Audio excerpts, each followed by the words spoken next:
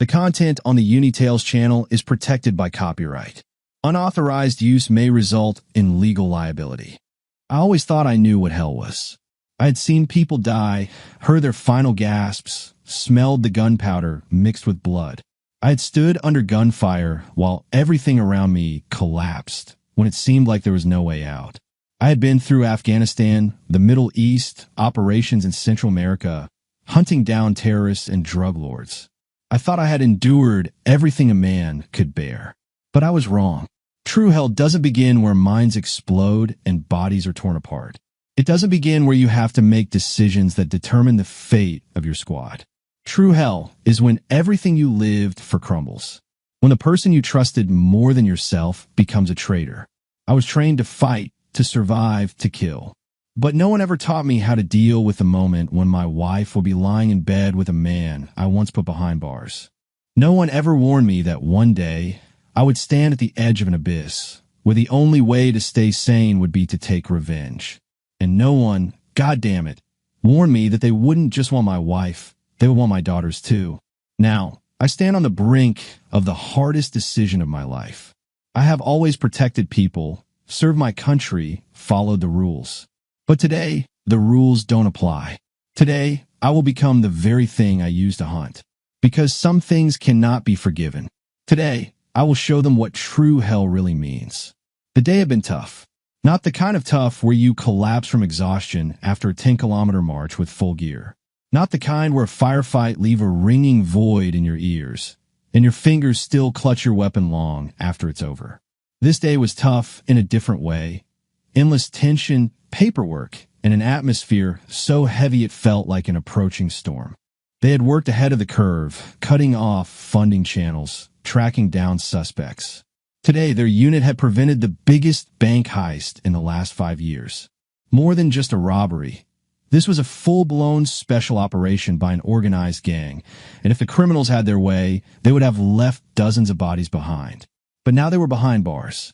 Damn, this is what happens when you don't sleep for 2 nights in a row. I muttered, pulling my car into the garage. My muscles ached, my head felt heavy, and I wanted nothing more than to drop onto the couch, pour myself a whiskey, and maybe stare at the TV for a few hours, shutting off my brain. I stepped out of the car and shut the garage door behind me. The house was lit from within, warm glows of the lamps flickering behind thick curtains. Home, a fortress, a safe place. I had lived by that feeling, believed in it. The key turned smoothly in the lock. "I'm home," I called out, closing the door behind me. No response. There were no light footsteps rushing toward me. No shouts of "Daddy's back" from my daughters. No smell of dinner, though it was already late. Not even the lazy greeting from my wife that she usually called out from the kitchen as she finished her chores. Something was wrong. I shrugged off my jacket, hung my gun holster on the hook by the entrance, and walked deeper into the house. The living room was empty. On the table, an unfinished glass of wine and an empty plate. The air carried a faint trace of perfume, but it was too strong, too sharp. Not the one Paulina usually wore at home. I froze. Years of special forces training kicked in. The couch cushions were rumpled. One of my wife's shoes lay off to the side, as if it had been hastily kicked off. The bedroom curtains were slightly parted, but no light came from inside. I moved forward slowly. The bedroom door was ajar. I didn't know what I would find on the other side, but my heart was already pounding in a slow, heavy rhythm. Hell was beginning here. I reached for the door, but didn't push it open right away. Instead, I paused, listening. Silence. Too silent. No TV. No sound of water running in the bathroom. Not even breathing. Just the distant hum of the city outside the window, barely audible, like a storm on the horizon. I pushed the door open. The room was steeped in dim twilight. Moonlight filtered through the slightly open curtains, casting shadows over the bed. The sheets were rumpled. The air carried a scent that wasn't mine. Wasn't hers. A man's. In the corner stood an empty wine bottle. 2 glasses. I understood everything even before I noticed his belongings. Trousers carelessly tossed over a chair. A belt, a t-shirt. A heavy black jacket draped lazily over the back of an armchair. I did not tremble. I did not fly into a rage. What I felt was something else. cold, black, all-consuming calm. I already knew who he was. I took a step forward. Paulina lay on the bed, pulling the blanket up to her chest. Her hair was tousled, her lips slightly swollen. She was not asleep, just lying there, frozen like a mannequin, as if afraid to move. "You came early," her voice wavered. I did not answer. From the other side of the bed came a muffled sound, someone shifting. "You're not going to make a scene, are you?" The voice was low, slightly amused. He sat up, stretching lazily, not even bothering to cover himself. His body was covered in scars, old knife wounds, bullet marks, bruises left by batons. A man who had seen death and survived. His face. There was a time when it had been plastered on a wanted poster. "It's been a while, officer," he grinned. There were many things that could have angered me in that moment. His tone, his arrogance, even the eerie calmness of my wife. But only one thing truly enraged me. This bastard was not looking at me as if he had simply deceived me. He was looking at me like prey, like something he intended to destroy. "I hope you don't mind that I made myself comfortable," he smirked, bending down to pick up his shirt from the floor. I remained silent. My mind was already operating in combat mode. Threat assessment, escape routes, danger levels. I did not know if he was alone or if there was someone else. But one thing was certain, this man had not ended up in my home by accident. And if I made even a single mistake, my family would not wake up tomorrow morning. I took a slow breath. "You made a mistake," I said calmly. And at that moment, I saw his hand reaching for something on the nightstand. Hell revealed itself in all its glory. I already knew what he was reaching for, a weapon. That much was obvious. Men like him did not talk when they lost control of the situation. They acted fast, brutally, without hesitation. But I was not one to wait either. I moved in an instant, closing the distance before he could grab his gun. My movement was precise, honed by years of training. In a flash, I seized his wrist, twisting his arm back and breaking his grip. He had not expected that speed. His lips curled. He jerked away, but I was already forcing his body downward, positioning him for an elbow strike to the temple. I felt his muscles tense, his body straining to break free. "Bastard," he hissed, but there was no fear in his voice. I was about to finish the maneuver when I heard movement to my right. Too late. Something heavy struck the back of my head with full force. I did not even have time to see what it was. A sharp explosion of pain erupted in my skull, and dark spots immediately clouded my vision. My legs buckled. The world began to collapse in on itself like a vortex swallowing me whole. I tried to stay on my feet, but my body would not obey. The last thing I saw before darkness claimed me was Paulina's silhouette standing by the bed. In her hand was the shattered wine bottle. A side strike. She had hit me. I crashed onto the floor, feeling the cold marble press against my face. Silence. Darkness. And the last thing I heard before losing consciousness was the lover's voice. "Well, officer, now we play by my rules." I was born in a small town in southern Texas. We did not live in luxury, but we never went hungry. My father was a mechanic, my mother a nurse at the local hospital.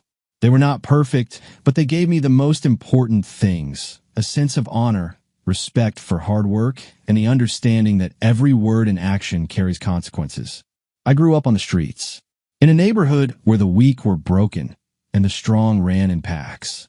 Fighting was something you had to learn before you even learned to read. Otherwise, you would not survive. The first time my nose was broken, I was 12. I had gotten into a fight with a guy who shoved my friend's little sister. Back then, I did not know how to throw a proper punch, but rage was enough. Blood covered my shirt, but I did not back down. I stood my ground until he fell. "Remember this, son," my father told me when he saw my broken nose. "Hit first, and hit hard enough that he doesn't get back up." That was my first lesson. By the time I was 16, I already knew I did not want to live like the hundreds of people around me.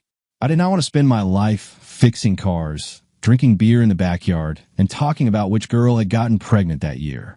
I wanted more. The choice was simple: become a criminal or join the military. I chose the latter. At 17, I signed my contract with the Army. My father did not say a word, just shook my hand. My mother cried. I left, and the world, which had always seemed cruel, suddenly became even harsher. Basic training was hell. I remember the endless marches, running until someone collapsed. I remember learning to disassemble my rifle at top speed, learning to work as part of a team when I had spent my whole life relying only on myself. After 4 years of service, I realized it was not enough. I needed to test myself. I applied for Special Forces. Out of 100 men who submitted applications, only a handful made it to the end. Special Forces is not just about strength, not just about shooting. It is about endurance, intelligence, the ability to act faster than anyone else. I went through water, mud, freezing cold, and complete exhaustion. I learned to work in a unit, to trust my partner with my life. There they taught me how to kill quickly, silently, efficiently. We operated across the globe: Afghanistan, Iraq, Syria, Colombia.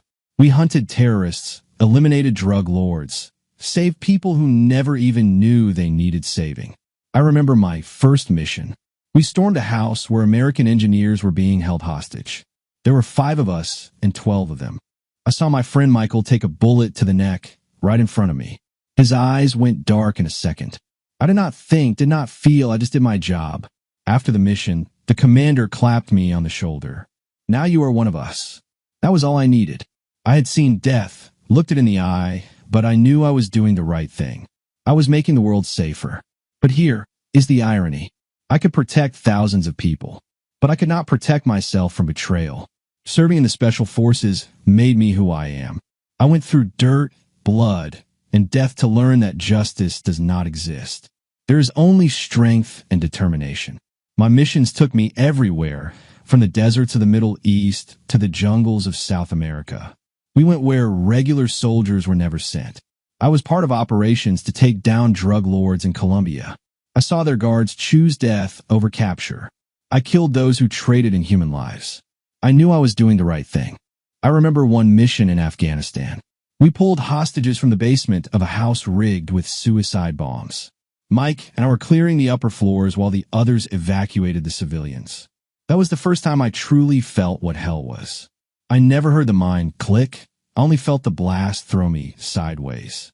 Everything blurred, screams, dust, sharp pain in my side. A bullet tore into my shoulder, shrapnel dug into my ribs. But I did not fall. We retreated, carrying out the people we had managed to save. That injury ended my military career. The doctors told me my shoulder would heal, but it would never be the same. I could still shoot, still train, but I was no longer fit for Special Forces. Others took my place. Young, ambitious men. I became just another veteran trying to find his place in a new world. I did not want to go back to Texas. There was nothing left for me there. All I had were memories and skills that had little value in civilian life. One of my former comrades was already working in security. He reached out to me and offered me a job at the National Bank of the United States. "It's not Special Forces, but you'll like it," he said. The job was about protecting the bank from threats, including internal ones. Fake accounts, corruption, data leaks. I found myself once again in a world where trust was a luxury. But unlike the military, here the lines between enemy and ally were not clear. I worked fast, efficiently, without unnecessary questions. Within a year, I was promoted and entrusted with the most complex cases. But as it turned out, my real enemy was not waiting for me at work. He was waiting for me at home. I met Paulina by chance. Like many things in life, the most important moments happen when you least expect them. At the time, I had just started working in the bank security division, handling my first cases. Work consumed all my time, and I was not thinking about my personal life. Why would I? After years in the Army and Special Forces, I had convinced myself that I was not made for family life. But fate had other plans. We met at a restaurant where a colleague had dragged me. "You look like you just came from a funeral," he said, pouring me a whiskey. "Life goes on, brother. Try to enjoy it a little." And that was when I saw her. She was nothing like the women I had known before. Confident, beautiful, with a sharp, almost predatory squint in her brown eyes.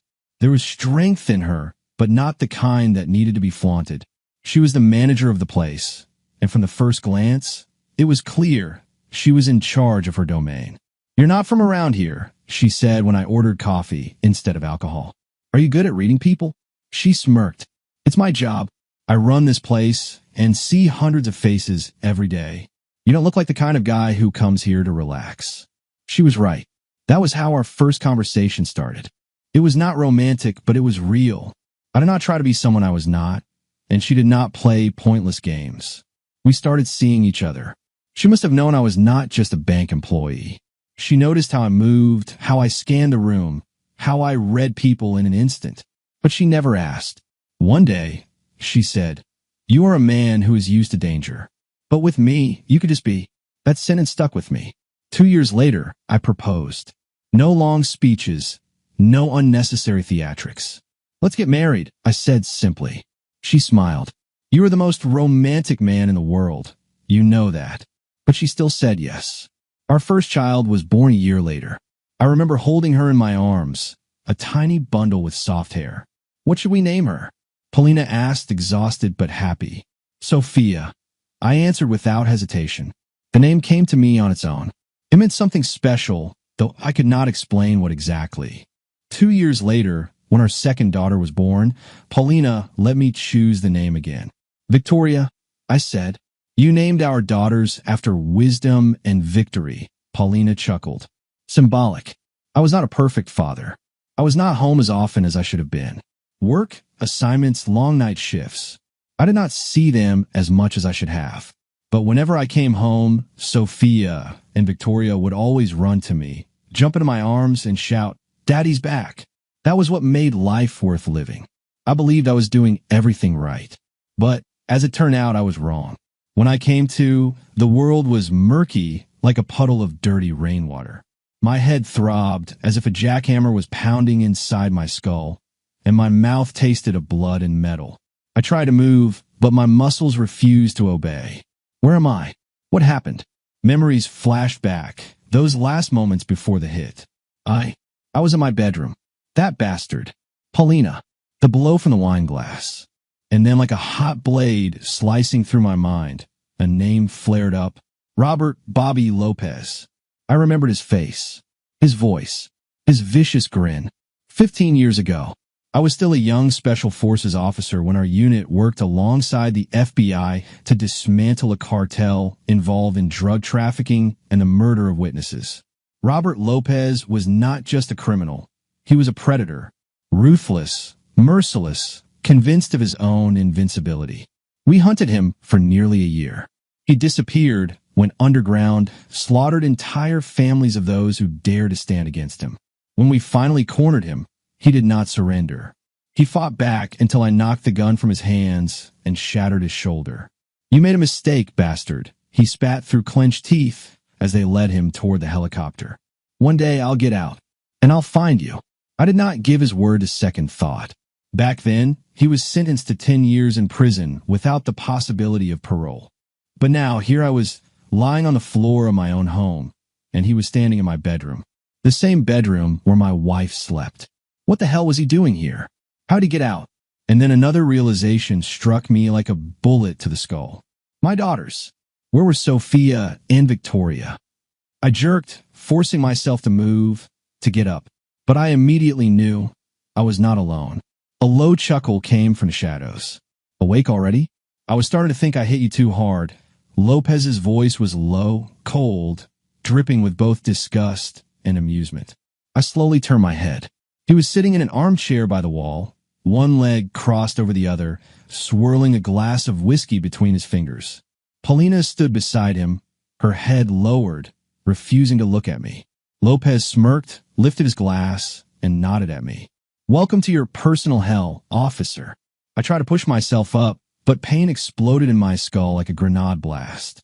My head throbbed, my vision blurred, and the metallic taste of blood filled my mouth. I blinked rapidly, trying to clear my head. The room around me came into focus. Our bedroom, the soft glow of the bedside lamp, the shattered glass on the floor, and him. Robert Lopez. He sat in my chair, casually, as if we were old friends instead of mortal enemies.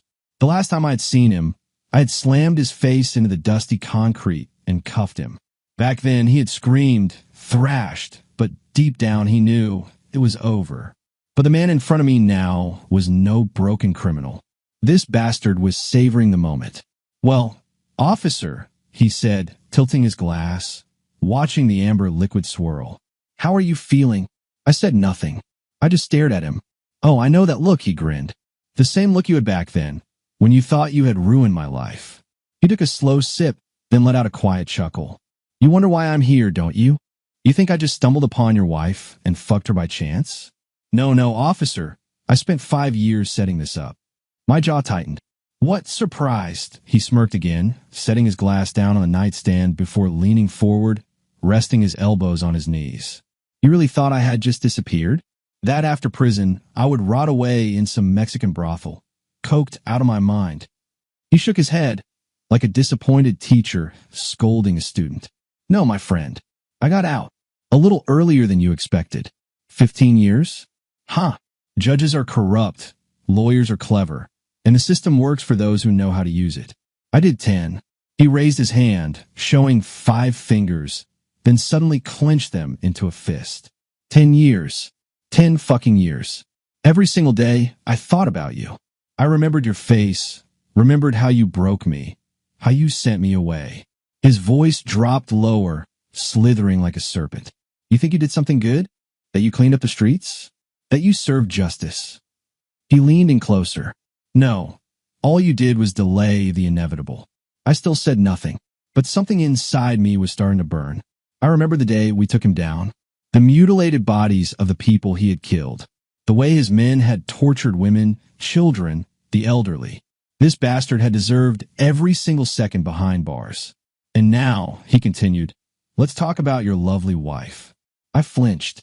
He smirked, seeing my reaction. "Oh yes, Paulina. Oh, what a woman. Do you know what the easiest part of this game was?" He suddenly reached out and stroked her hair. She shivered, but she did not pull away. "The easiest part," he said, "was getting to you through her." Something inside me snapped. "You thought she loved you?" he sneered. "That she was loyal and devoted?" Then he laughed. "But she's just a whore." My fingers clenched into fists. No, don't interrupt." He lifted a finger. "Let me tell the whole story." I remained silent, but inside me, there was no more anger. Only ice. "We met 2 years ago," he began, stretching his legs out. "She didn't even resist. Can you believe that? Not a single question, not a single doubt." He glanced at Paulina. "You knew who I was, didn't you?" She did not answer. Lopez laughed. "Of course you did." He looked back at me, but she didn't care. What mattered to her was something else: money, gifts, attention. I saw Paulina press her lips together, but she did not say a word. "You think she cheated only with me?" He smirked. I clenched my fist so tightly that my nails dug into my skin. "Oh, officer, you have no idea how many there were." I remained silent, but he saw the pain in my eyes, and he kept going. "You thought this house was your fortress? That you had the perfect family?" He chuckled. "Well, I fucked your wife right here, on this bed." He patted the blanket with his palm. "And sometimes I wasn't the only one." I felt the world collapsing around me. Lopez smiled. Yes, she had others too. Sometimes we even had our fun together." He ran a finger along her cheek. "Isn't that right, sweetheart?" She shivered, but she did not say a word. He turned back to me. "Now tell me, officer, who is the defeated one here?" I stared at him. I no longer saw a man. There was a monster sitting in front of me, but he had made one mistake. He thought he had broken me. He thought I would surrender, but he had no idea who he was dealing with. And when I got out of this hell, I would make him regret every second he had left to breathe. I could feel the blood pounding in my temples. My head still ached from the blow, but my mind was clearing. In front of me sat a man I had once sent to hell, but he had come back, and now he was trying to send me there instead. Lopez sipped his whiskey slowly, savoring my pain like a hunter who had trapped his prey. I remained silent. There was no point in talking. This was his game, and he was enjoying every moment of watching my world fall apart. He was relishing it. "Oh, officer, I know exactly what you're thinking right now," he said, lazily turning the glass in his fingers. "You think you can get out of this? That this isn't the end?" He snorted and leaned back in his chair. "You're the type who always clings to hope, aren't you? Even when there's none left." I stayed silent. Lopez smirked. Well then, let me shatter that hope into pieces. He snapped his fingers. The door opened. One of his men entered, a stocky brute with a shaved head and the cold eyes of a butcher. He held a phone in his hands and silently handed it to Lopez. Lopez turned on the screen and tilted it toward me. I froze. My daughter, Sophia. Her face was filled with fear, tears streaming down her cheeks. She sat in a dimly lit room, and beside her stood another bastard, gripping her by the hair. Dad! Her voice trembled, but she tried to sound strong. Little one, a voice whispered off camera. Victoria sat beside her. She was crying too. Something inside me tore apart. Where are they? My voice was cold as a blade. Lopez smirked with satisfaction. Oh, now you're ready to talk? I slowly lifted my gaze to meet his. Where are my daughters? He looked at the phone, then back at me. You do understand, officer, that this is inevitable? He leaned in closer. They'll become just like their mother. Just as much of a whore. I tasted blood. I hadn't even realized I had bitten through my lip. You know that, don't you? He whispered. I'm going to kill you. The words came out on their own. Flat. Calm. True. Lopez smirked again. Oh, really? You're going to kill me? Suddenly, he pulled a knife from his belt. A simple combat knife. Military issue. And how exactly will you do that, officer? He rose to his feet, slowly. You're tied up, beaten, and your world is already destroyed. He grabbed a fistful of my hair and yanked my head back.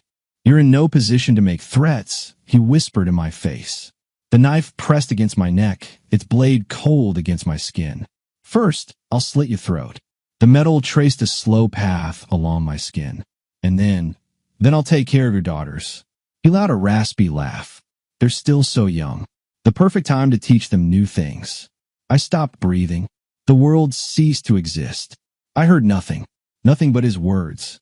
Nothing but the horror pounding inside my chest. Lopez was smiling. He thought he had won. He thought he had broken me. He thought I would surrender now, begging him to stop. But he didn't understand one thing. I do not break. And when I get out of this, he will learn the meaning of real fear. I had always thought I had seen it all. I had seen people betray each other for money. Seen friends shoot each other in the back just to survive. Seen terrorists blow up children without hesitation. Seen drug lords turn teenagers into killers. I had witnessed the worst humanity had to offer. But I never thought I would see it in my own wife. Lopez kept talking, but I no longer heard him. The only thing I could see was Paulina. She stood a few steps away, arms crossed over her chest.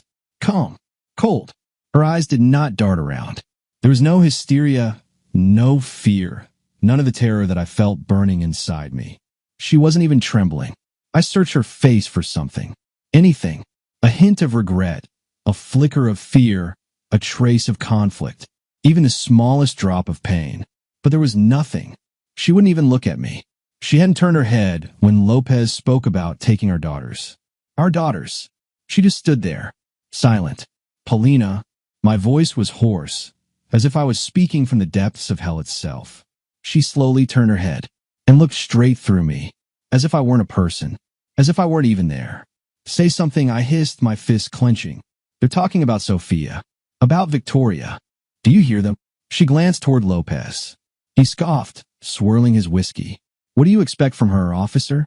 He grinned. She made her choice. I couldn't believe it. This was the mother of my daughters. What the hell? You're just going to let them take our children?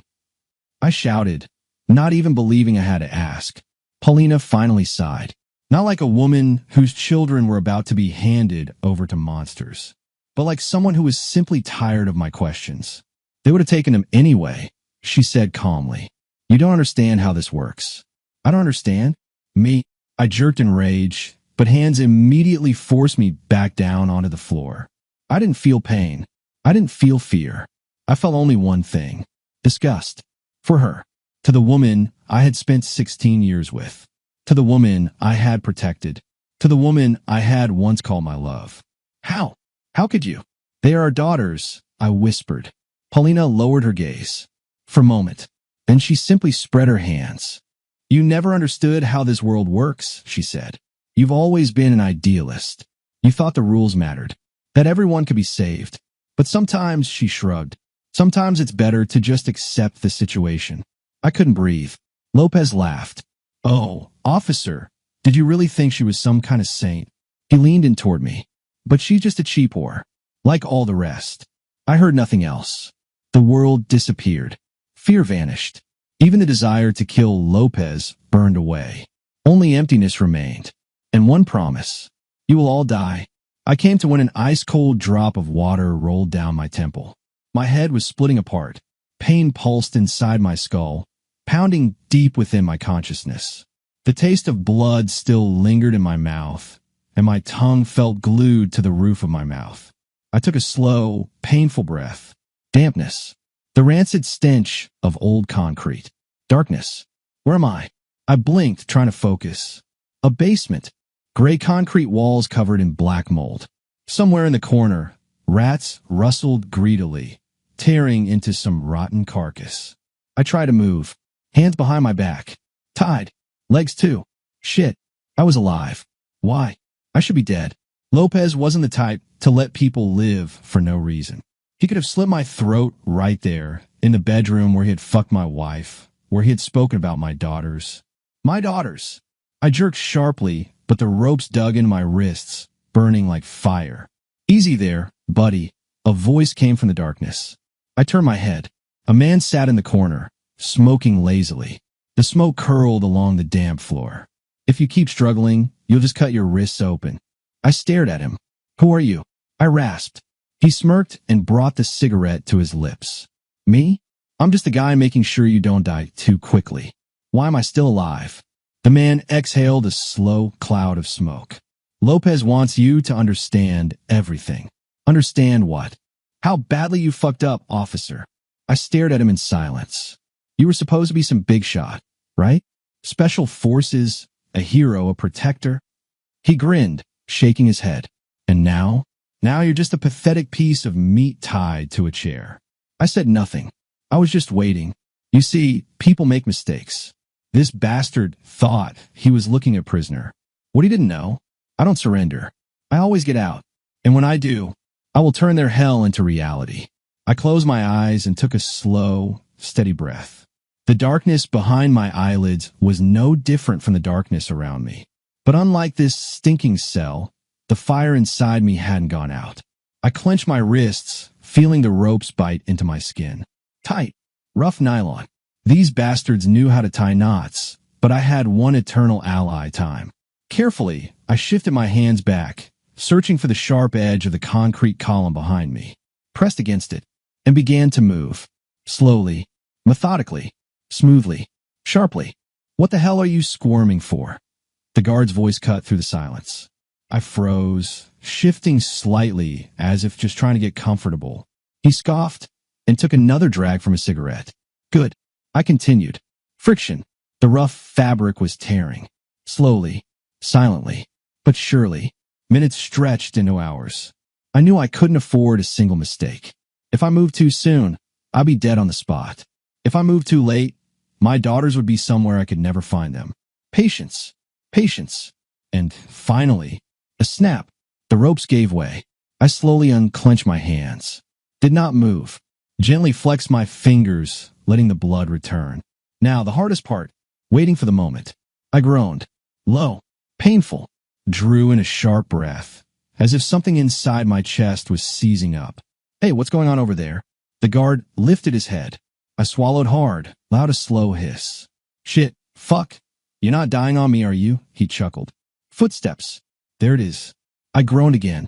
Damn it. Just my luck. Closer. He stepped onto my foot. Perfect. I heard the dry crunch. His boot shifted to strike. But in that instant, I lunged. Fast. Precise. Without hesitation. Left hand to the thigh. Right hand to the throat. A sharp pull. His eyes flared wide with shock. Not pain. Not death. Understanding. But was already too late. I knew exactly where to strike. A swift twist of my wrist, and his vertebrae snapped like brittle twigs. He was still trying to gasp for air, but he couldn't. His body went limp. I lowered him to the ground, silently, without emotion, just doing my job. Now I was free. Now, it was their turn to be afraid. I slowly uncurled my fingers, letting the bastard's body slump onto the filthy concrete floor. Then I stilled, listening. Silence. No one had heard. No one was rushing down to check why their man was no longer breathing. Perfect.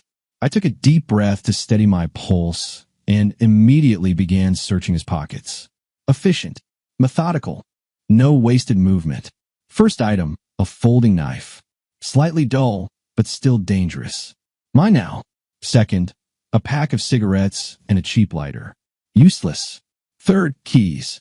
A small ring with a few different cuts. One of these might open the door. And finally, the most important thing. A phone. Old. Worn. Unlocked. This idiot never thought someone would try to use it without his permission. A stupid mistake. I swiped open the screen and quickly scanned through recent calls, but I didn't waste time on details. I had no time for that. Instead, I dialed a number I knew by heart. Robert Kane, the man who years ago, after my discharge, had pulled me out of the black abyss that every soldier falls into when left without a mission. He had given me a job at the bank, knew my skills, my history, my past, but never asked unnecessary questions. And now, he was the only person who could help me. I hit call. Ringing. Once. Twice. 3 times. 4. Who the hell is this? An irritated voice snapped through the speaker, and I immediately knew I'd caught him off guard. Rob, it's me, I exhaled, forcing myself to speak quickly but clearly. I need to track this phone's location now and get here armed. A beat of silence on the other end. Shit, what happened? His voice had changed, sharp, controlled. He knew I wasn't joking. Lopez, he's alive. He took my family. I'm at his hideout, but I've already freed myself. What the fuck? Kane exhaled, but he didn't waste time on emotions. Can you describe where you are? What do you see? I quickly scanned my surroundings, looking for anything that might help pinpoint my location. A basement. Old building. Concrete walls covered in mold. Smells damp. Probably an industrial zone or an abandoned warehouse. Give me a minute. I heard him typing, checking something, and then I got his last known location. About 20 minutes outside the city, near the old docks. If you're in the basement, they're probably holding you in one of the warehouse storage areas. I tightened my grip on the phone. How fast can you get here? 15 minutes, tops. You holding up? I smirked. I'm not just holding up, Rob. I'm starting the hunt. I hung up. Now I had a target. Now I had backup. But getting out of here, I had to do that on my own. I stood up, rolling my wrists. Blood was circulating again, fingers no longer numb. Slipping the knife into my pocket, I grabbed the keys and moved toward the door, keeping my footsteps light. The basement was old but solid. Thick concrete walls, patches of black mold creeping across the corners. The ceiling was low, barely any ventilation, making the air heavy and suffocating. Irrelevant. I needed 2 things, a way out and the death of anyone who tried to stop me. I listened. Silence. Faint voices above. Laughter. The hum of a radio. They weren't expecting me to get out, but I would get out. I slid the first key into the lock. No. Second key. No. Third, click. I pressed my lips together, suppressing a sigh of relief. Only one thing left. Open the door and start the hunt. The dim glow of a flashlight from a grated basement window cast yellow streaks over the damp floor as I pushed the door open. A long corridor stretched ahead, shadowy figures moving in the distance. Every sound, every shuffle of boots against concrete sent my pulse hammering. My goal was clear: find my way out. Find my family. At the far end of the corridor, muffled voices, laughing, chatting, as if these bastards had no idea I was already here. I moved silently, methodically, like a shadow preparing to strike. Then I saw the first guard, a hulking brute with mean eyes, standing by a small door leading outside. His attention was glued to his phone. He never saw me coming. I was behind him in an instant, my hand clamped around his throat. A hand trained through years of special forces, unyielding, efficient, lethal. I felt his windpipe buckle beneath my grip, a sharp, brutal squeeze, and without a second's hesitation, I snapped his neck. His breath hitched, one final, strangled noise. His body collapsed onto the cold floor. I wasted no time on regret. This was necessary. I moved on, No hesitation, no wasted movement. Ahead, I found a second guard. Younger, but his eyes were filled with that arrogant confidence that only comes from terrorizing others. He stood by a window, distracted, watching something outside. He never saw it coming. I grabbed the folding knife from the first guard's body, the perfect weapon for this moment. In a single fluid motion, I hurled it forward. His eyes went wide as the blade buried itself in his throat. A wet gurgle. His hands flew up in instinct, but it was too late. Blood sprayed against the window. His body hit the ground. I stood over the two dead men, feeling something dark and seething boil inside me. Rage, pain, disgust. These weren't just enemies. They were puppets, and their strings had just been cut. But there was one more left. A third guard. He wouldn't die quickly. He would tell me where my family was. His breath hitched the moment he saw me approaching. I grabbed him by the shoulder and slammed him against the cold concrete wall. His eyes flooded with terror. In that moment, I felt everything. The weight of betrayal, the agony of loss, the relentless failure of not being there when it mattered most. I wouldn't fail again. Were they? I snarled, my voice tight with rage and desperation. His lips quivered. He tried to speak, but fear had paralyzed him. No time for hesitation.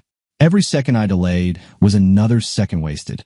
Another second that could cost my daughters their lives. I would get the truth, at any cost. Grinding my teeth, I forced him onto his knees. And with all the brutal discipline drilled into me over the years, I began to break him.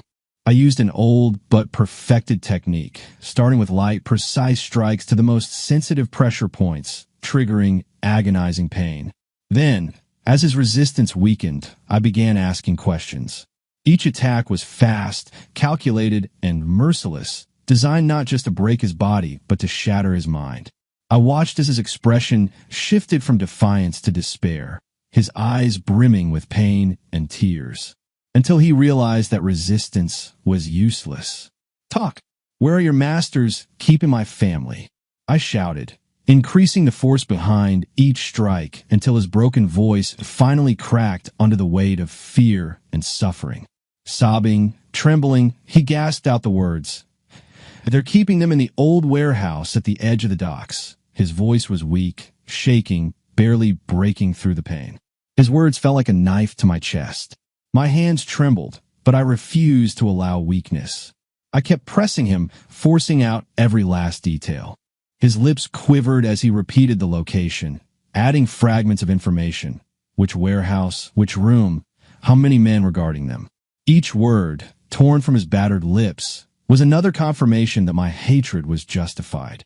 His eyes finally dulled, and when I saw that he had nothing left to fight with, I let go, leaving him shivering on the floor. Turning toward the lifeless bodies of the guards I'd taken down, I felt a burning resolve reignite inside me. My heart hammered, my mind locked onto a single goal. Get out, find my daughters, bring them home. Every cell in my body screamed for vengeance.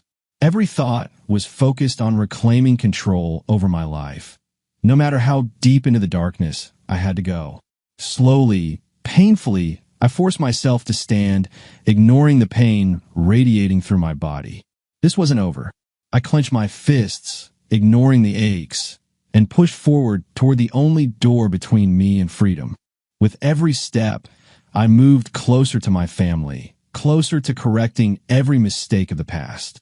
I was done waiting, done tolerating betrayal, done watching bodies fall while Lopez's voice echoed in my mind.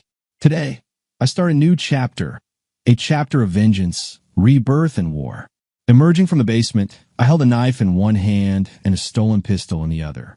The storm inside me raged on, but my mind remained ice cold. No time for emotions. Now is the time for war. Years of combat had taught me one undeniable truth. If you want to survive, strike first, and strike so hard the enemy never stands up again. I moved swiftly across the abandoned warehouse lot, keeping to the shadows. In the distance, the low rumble of an engine echoed through the night. He's here. I knew Robert Kane wouldn't let me down. A truck with blacked-out windows screeched to a stop in front of me. The door swung open before I could even reach it. Robert stepped out, dressed in full tactical gear. His face was just as focused and cold as I remembered it during combat missions. "You look like shit, my friend," he muttered, scanning me with a sharp glance. But he didn't waste time with questions. He already knew. "Where are the girls?" he asked, his voice sharp, direct. "Old warehouse by the docks. The bastards are already there." Robert nodded, reached into the truck, and handed me in 416 Hong Kong dollars with a suppressor, along with a box of extra magazines. "Take this." More toys in the trunk. I let out a sharp exhale. "Good. Then let's get started." We climbed into the truck. I quickly checked the arsenal: an assault rifle, handguns, body armor, smoke grenades, frag grenades, knives, C4. "You planning for war, Rob?" I muttered, checking the magazine. He smirked faintly, but his eyes remained cold. "Isn't this one?" I looked at him. "Thank you, Rob." He scoffed. "You'd do the same for me."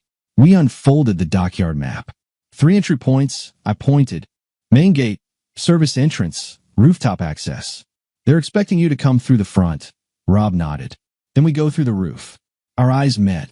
Time to get to work. 2 shadows moved through the night, dissolving into the metal framework of the docks. We moved swiftly, silently, knowing that every second brought us closer to the goal. We climbed onto the warehouse roof, disappearing into the darkness. Through the ventilation shafts, we could see the spacious hall below. At least 10 armed men stood inside. In the center, 2 bound figures. Sophia, Victoria, my daughters. I felt my grip tighten around my rifle. "Ready?" Rob whispered. More than ever. We took our positions. I placed C4 on the ceiling beams. Timer, 3 minutes. Then in sync, we pried open the ventilation grates, aiming our barrels downward. Now, boom! The charge detonated, sending shockwaves of chaos through the warehouse. The explosion took out several hostiles immediately. We moved in. I jumped first, rifle singing its deadly song. Head, chest, head. Bodies dropped. Rob covered me, moving in sync like we had done 100 times before. One of the bastards grabbed for Sophia. A bullet punched through his skull before he could make a sound. 2 others lunged toward Victoria. I let out a short burst, turning them into lifeless heaps of flesh. They never even knew what hit them. It took less than 20 seconds. But that was enough to leave 10 corpses on the floor. I rushed to my daughters. They were alive. Sophia stared at me with wide, unblinking eyes. Victoria was sobbing. I cut them free. "Dad," Sophia choked out. I placed a hand on her cheek. "It's okay, sweetheart. It's over." But I knew it wasn't over. As I held my daughters, feeling their shaking bodies, something was wrong. I scanned the room. Where was Lopez? His men were dead, but he should have been here. Then I saw it. An empty corner. Shit. I spun around just in time to see a door left open. A black SUV roared out of the docks at full speed. In the passenger seat, Paulina. She was just sitting there. With him. I clenched my jaw so hard my teeth nearly cracked. "That fucking bitch. He's getting away," Rob shouted, raising his weapon. I lifted my rifle, took aim. 1 shot to the engine. That car wouldn't move another inch. But something stopped me. Asterisk, asterisk, I saw her looking at me. Paulina knew I could shoot. She knew I could end it right now. But she didn't ask for help. She didn't wave. Didn't scream. Didn't act like a hostage. She was leaving with him. By choice. My hands lowered the rifle on their own. "Let her go," I muttered, slinging my weapon over my back. Rob sighed, lowering his gun. "You sure?"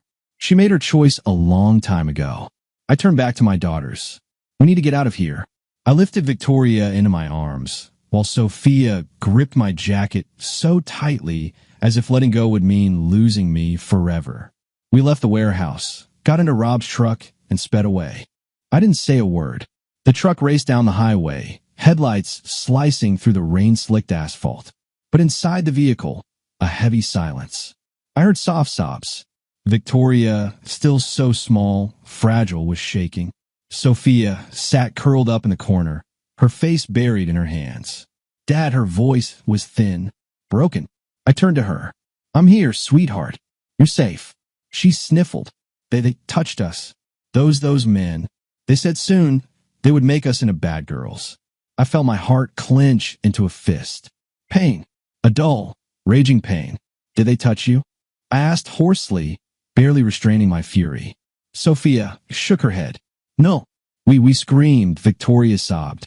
We told them that you would come and kill them. I closed my eyes for a second. They believed in me, believed that I would save them. And I did. But it wasn't enough. I exhaled slowly. Now, it was my turn to make them believe in justice. I opened my eyes. My gaze was cold, steel hard.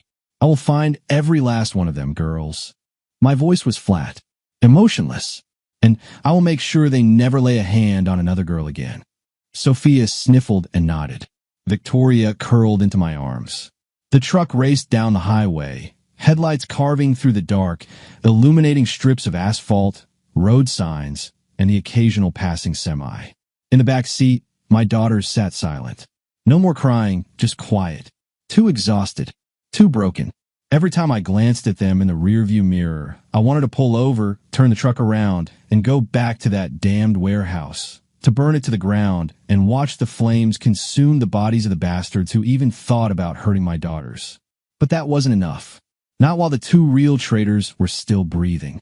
As long as their hearts still pumped blood through their rotten veins, this wasn't over. I threw a glance at Robert, his hands steady on the wheel. You sure about this, brother? He asked. I looked at my girls, then back at him, more than ever. He nodded, no more questions. We turned off into a private neighborhood, a small house surrounded by a high fence, iron gates, and 2 floodlights mounted on the facade. My parents. They had always been my anchor, the one thing that made me believe in a normal life. They loved Paulina, believed we were happy. How wrong they were. I barely had time to kill the engine before the gates swung open. My father stood on the porch. He knew. Jesus, son, what happened? I stepped out quickly, opened the back door. Sophia was the first to bolt. She threw herself into her grandfather's arms, burying her face in his chest. Victoria hesitated, looking at me as if asking, Dad, is it really over? I knelt, placing my hands on her shoulders. You're safe, baby girl. Grandpa and Grandma will take care of you. She still hesitated. But you? I smiled. The first lie of the night. I'll be back soon. They couldn't know. They shouldn't know that I wasn't coming back. Not until this was finished. Back on the road. Robert's truck cut through the darkness, headlights reflected in the rain-slicked asphalt. The highway was empty. Only the occasional 18-wheeler roaring past, leaving trails of dust and mist in its wake. I didn't speak. Inside, there was only rage. Solitude. My battle instinct kicked in at full force. No more pain. No past. No betrayal. Only one thing remained. The mission. Find them. Kill them. Robert glanced at the tablet screen mounted on the dashboard. They stopped at a gas station, 20 miles ahead. I looked at the map. Everything lined up. Lopez's SUV was headed toward a house. Our house. The same house Paulina and I had bought 5 years ago. 5 years. 5 years. I had believed that place was ours. A sanctuary. A place where I had played ball with my daughters in the backyard. Where I had grilled steaks while Paulina lounged in the sun, smiling. All of it was a lie. I clenched my jaw, feeling the veins in my hands bulge from the tension. Robert noticed, but said nothing. He knew. Nothing could stop me now. She thinks we'll look for them in the city, I said quietly, staring into the night. She thinks we won't go there. I let out a bitter chuckle. Stupid bitch. Robert nodded, offering no arguments. We need a strategy. They'll expect you to go in guns blazing. I smirked. Let them. What's the plan? I turned my cold gaze to him. They betrayed me. They wanted to rape my daughters. They don't deserve just death. Robert smirked slightly. Good. Then we'll do this right. He shifted gears, and the truck accelerated, pushing forward with growing speed. 20 minutes later, we neared the turn leading to the house. We had already killed the headlights. Now, only the night remained, and the predators hunting in the dark. We stopped 800 meters from the target. Robert pulled out binoculars with thermal imaging, scanning the house. For targets, he said. 1 in the living room, 2 in the kitchen, 1 upstairs. Paulina? Upstairs. With Lopez. I gave a silent nod. Preparation took only minutes. Let's split the roles, Rob said quietly. You cover. I clear. He chuckled. Like the old days. I checked my gear. 416 Hong Kong dollars with suppressor. Loaded. Glock 17, ready. Knife in place. 2 extra magazines, suppressor on belt. It's hunting time. We split up. Robert took position outside, sniper rifle ready for cover fire. I moved to the back entrance. Novatus. I drew my knife, cracked the door open, and slipped inside like a shadow. First bastard was standing by the microwave, heating his coffee. I moved silently behind him and drove the blade into his carotid artery. Warm blood spilled over my fingers as his body collapsed without a sound. I didn't stop. The second man was smoking near the window. I pulled my Glock, a single shot to the temple. Instant drop. Noise. None. All clear. Robert had said 2 more upstairs. I climbed the staircase slowly, each step calculated, controlled. Heartbeat steady. Breath measured. No fear. No doubt. Only the mission. Then voices. Lopez. Paulina. I stopped outside the door. You think he won't find us here? She asked. Of course, Lopez replied. He won't even suspect we're under his nose. I smirked, and then I kicked the door open. Their faces were priceless. Lopez reached for his gun. I was faster. I pulled the trigger. A bullet tore into his shoulder, pinning him against the wall. He screamed. Paulina jumped to her feet, her face twisted in horror. How? She rasped. I took a step forward. You wanted me dead? She backed away. You know he manipulated me, right? This isn't what you think. I raised my gun slowly. You betrayed me. No. E fired. The bullet punched into her stomach. She choked, stumbling to her knees, clutching the wound. I turned to Lopez. He was still alive. You made a mistake when you decided to touch my family. I stepped closer. I warned you. He tried to speak, but I didn't give him the chance.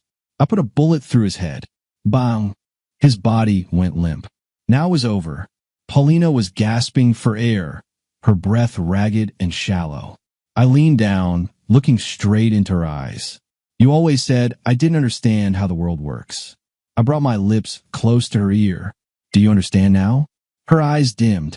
I steadied my breath. That's it. The end. I stepped out of the house. Robert was already waiting. Done? He asked. I slowly nodded. Yeah, let's go home. We drove away, leaving behind nothing but blood, smoke, and memories. It was over. Lopez was dead. Paulina was dead. The world I built over 16 years had collapsed in a single night. But you know what? I didn't care. Robert drove in silence, the truck cutting through the empty highway as I stared out the window, watching the passing streetlights blur into nothing. For the first time in a long time, I felt free. While my friend, Robert, suddenly chuckled, reaching under his seat. I turned my head. What? He pulled out a heavy black duffel bag and tossed it onto my lap. I raised an eyebrow. What's this? Robert smirked. Money, my friend. I unzipped the bag. Inside were stacks of cash, neatly wrapped with bank bands. I blinked. You robbed them? Robert shrugged. Those bastards were about to take the money and run. Why leave a nice fine for the feds? I laughed. For the first time that night. How much? Robert thought for a second. Well, I did a quick count. 10 million. Maybe 12. I froze. Then looked back at him. You're insane. He grinned. Yep. But now you're a rich, insane person. I shook my head. And what the hell am I supposed to do with all this? Robert smirked. Whatever you want. Buy an island. Build a bunker. Rent a cabin in the woods and grow potatoes. Just get the hell away from all this shit. I zipped the bag shut, thinking, you're not coming with me? He chuckled. No, brother. I still love this chaos. But you've earned peace. I looked back out the window. Yeah, I have. 3 days later, I was in a different state. With my daughters. We bought a quiet house by a lake in a small town where no one knew my name. Sophia was healing. She had started drawing again. She'd always dreamed of going to art school. Victoria was laughing again, running along the lake shore. And me? I just lived. Woke up early. Made coffee. Took my girls for walks. Read books I never had time for. And some nights, I'd sit on the porch, a beer in hand, watching the water ripple under the moonlight, thinking about how much pain it took to get here. But you know what? It was worth it. One evening, my phone buzzed. A message from Robert. So, farmer, how's your potato crop? I smirked. I knew he was okay. And me? For the first time in forever, I was free. And for the first time in a long time, I knew hell was behind me. And ahead of me was life.